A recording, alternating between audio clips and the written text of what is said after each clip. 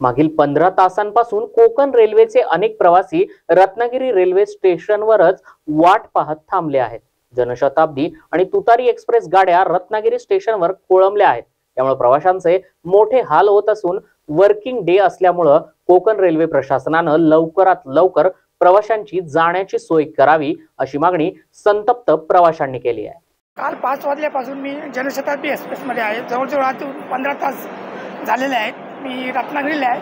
अजून काय वाहतूक चालू झालेली नाही आणि त्याच्याबद्दल काही अशी माहिती आम्हाला अजून भेटत नाही आहे। कामावर तर आजचा खाडा झालेला आहे, पण लवकरात लवकर प्रवाशांची सोय करण्यात यावी।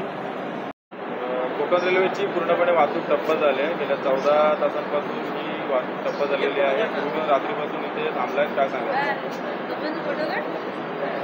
जवळ आता 13-14 तास होत आलेले आहेत। 6 वाजता इथे ट्रेन आलेली आहे आणि पाऊस पण होतो रात्रभर आणि त्याच्यामुळे लोकांचे खूप खोळंबा झालेले आहे। आता जवळ सकाळी आता 7:30-8 वाजत आले।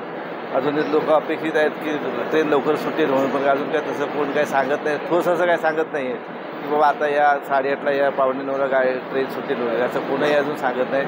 फक्त प्रॉब्लेम सांगतात, गाडी कधी अनिश्चित टाईम सांगतात, टायमिंग असं काही सांगतच नाही। सगळा प्रॉब्लेम